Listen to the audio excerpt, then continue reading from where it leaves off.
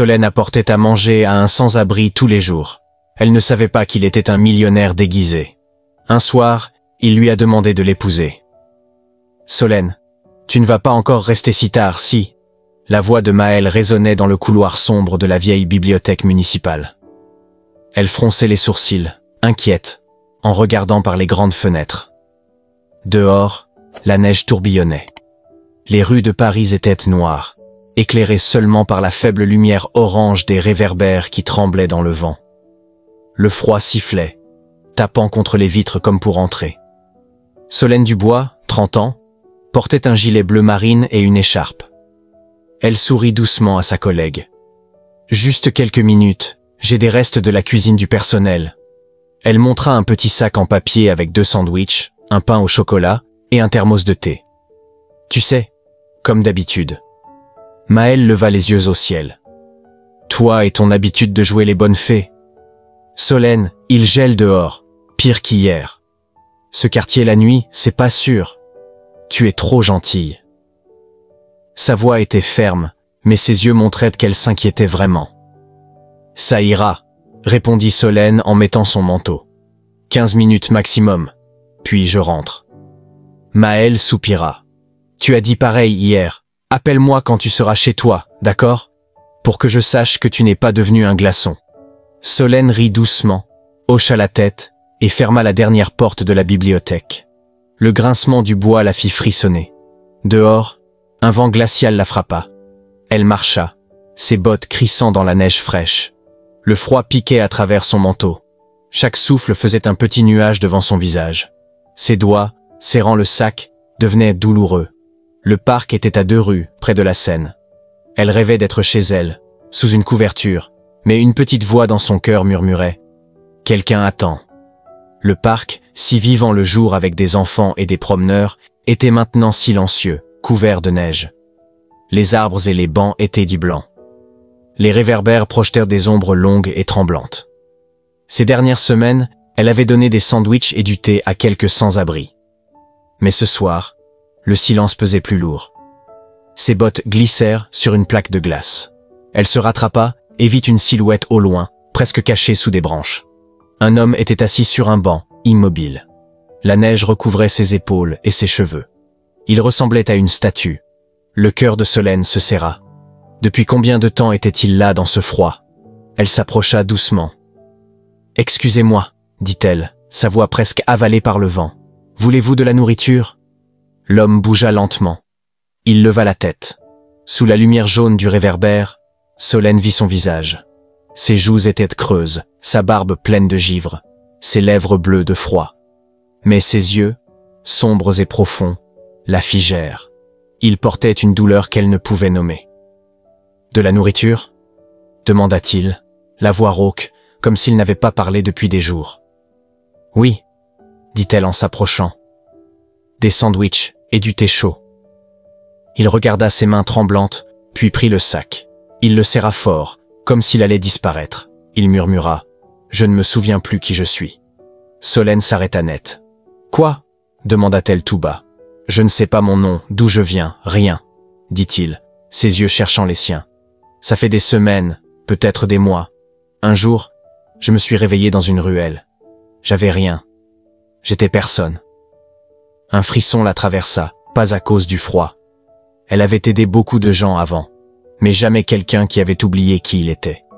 Elle s'assit près de lui sur le banc gelé. « Alors, je vais t'appeler Gaspard, » dit-elle doucement. « Juste pour parler. Moi, c'est Solène. » Il cligna des yeux. « Gaspard, » répéta-t-il. « Ça va. » Elle versa du thé dans un gobelet et le lui donna. Ses mains tremblaient encore. Quand il but, une larme coula sur sa joue. « Merci, » murmura-t-il. « Je pensais que plus personne ne me verrait. » Solène posa une main sur son bras. « Tout le monde mérite d'être vu. » Ils restèrent silencieux, la neige tombant comme des étoiles. Ce soir-là, elle sentit que quelque chose commençait, quelque chose qu'elle ne comprenait pas encore. Le lendemain, elle revint au parc avec un autre sac. Sandwich, soupe chaude et thé. Gaspard était là, un peu plus droit, dans un vieux manteau kaki. Il la vit et dit « Tu es revenu. » « Bien sûr, » répondit-elle en souriant. Pendant des semaines, ça devint leur habitude. Après le travail, elle apportait à manger. Gaspard attendait toujours. Parfois, il parlait peu. Parfois, il marchait nerveusement. Mais il était là. Petit à petit, il raconta des bribes. Pas de son passé. Il ne se souvenait de rien. Mais des pensées. Un soir, il dit « La neige sur les branches me rappelle une gravure japonaise. Peut-être Hiroshige. C'est simple, joli. » Solène le regarda surprise. « Tu connais Hiroshige ?»« Je crois, dit-il. Le nom sonne dans ma tête. » Une autre fois, elle lui donna un livre de philosophie. Il lut un passage et dit « Camus a écrit qu'on fait sa vie. Peut-être que mon passé ne compte pas. Peut-être que je suis qui je veux être maintenant. » Solène ne savait quoi dire. Cet homme, usé et oublié, avait une intelligence cachée sous ses vêtements abîmés. Parfois, il riait. Une fois, elle apporta du chocolat chaud. Il fit une grimace et plaisanta. « Tu as gâché le cacao ?» Elle éclata de rire. « C'est du bon, acheté au marché. » Avec le temps, elle sentit son cœur battre plus fort quand elle le voyait. Ses journées semblaient vides sans lui. Elle se disait que c'était de la gentillesse, mais au fond, c'était plus. Puis, une nuit, il n'était pas là. Le banc était vide, la neige tombait fort. Elle appela son nom, chercha partout. La panique monta. Était-il blessé? Mort de froid? Enfin, près d'un arbre, elle le trouva, recroquevillé, gelé, un sac de nourriture dans la main. Elle enleva son manteau, l'enroula autour de lui et appela à l'aide. « Gaspard, reste avec moi, » murmura-t-elle. Il ouvrit les yeux faiblement. « Je pensais que tu ne viendrais pas, que je t'avais rêvé. » Elle le guida jusqu'à une église ouverte pour les sans-abri. Là, en le regardant dormir, elle comprit. Elle l'aimait. Elle ne pouvait pas le perdre. L'hiver passa. La neige fondit, laissant place à la pluie. Solène venait toujours. Ce n'était plus juste de l'aide, c'était vital pour elle. Un soir, une odeur délicieuse flottait près du banc. Gaspard avait un petit réchaud et une casserole. Il était nerveux. « Tu es en avance, dit-il. »« Je voulais te voir, répondit-elle. Il montra la soupe. « J'ai troqué une montre pour ce réchaud. Quelqu'un m'a donné des légumes. Ce soir, c'est moi qui te nourris. » Solène fut émue. La soupe était simple, mais parfaite. Ils mangèrent ensemble. La pluie s'intensifia. « Viens, dit-il. Il y a un abri pas loin. » Dans la petite cabane du jardinier, ils s'assirent près, sous une couverture. « C'est pas un grand dîner, murmura-t-il. C'est parfait, dit-elle. Toi aussi. Il la regarda. Tu ne sais pas qui je suis. Tu es Gaspard, répondit-elle. C'est assez pour moi. Il prit sa main doucement. Tu n'as pas peur? Non, murmura-t-elle. Il l'attira contre lui. Ses bras tremblaient, mais ils étaient forts.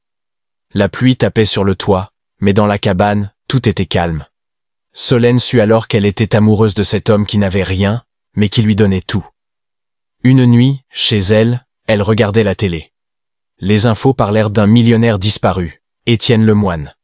Il avait eu un accident de voiture 2 mois plus tôt sur une route de montagne. Son corps n'était pas retrouvé. Une photo apparut. Solène se figea. C'était Gaspard. Elle chercha sur son téléphone. Les images montraient Étienne Lemoine, riche et puissant. Mais les yeux, la bouche, c'était lui.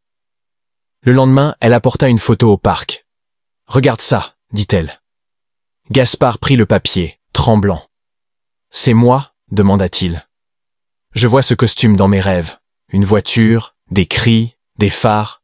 Je me suis réveillée dans une ruelle. »« Gaspard, dit-elle, je crois que tu es Étienne Lemoine, un millionnaire porté disparu. » Il se leva, paniqué. « Non, je ne veux pas être lui. Je veux être Gaspard, avec toi. » Elle prit ses mains. « On ira doucement. Mais si ton passé revient, on doit être prêt. » Il la regarda. « Tu es ma seule sécurité. » Ils restèrent ensemble sous la neige, accrochés l'un à l'autre. Puis une photo d'eux au parc fut publiée dans Le Parisien. Les journaux crièrent « Le millionnaire retrouvé !» Des reporters envahirent la bibliothèque. « Vous aimez un riche ?» demandait-on-il. Sa vie devint un chaos. Étienne fut reconnu. Sa compagnie le voulait de retour. Il vint chez elle un soir. « Il me réclame, dit-il. Mais je ne sais plus qui je suis. »« Tu n'es pas obligé d'y aller, dit-elle. »« Mais ils savent pour toi maintenant, répondit-il. Je ne veux pas te faire du mal. »« Je n'ai pas peur, dit-elle. Il recula. Tu mérites la paix, je dois comprendre tout ça. Il partit sous la pluie. Elle resta seule, le cœur lourd. Des mois passèrent. Il revint à sa riche vie, mais elle voyait dans ses yeux qu'il n'était pas heureux. Il parlait parfois au téléphone, mais il s'éloignait. Elle attendait sur leur banc, un mot dans sa poche. Tu me manques. Elle ne l'envoya jamais. Un matin, à la bibliothèque, la porte s'ouvrit. Étienne entra, simple, avec un livre. Il s'approche.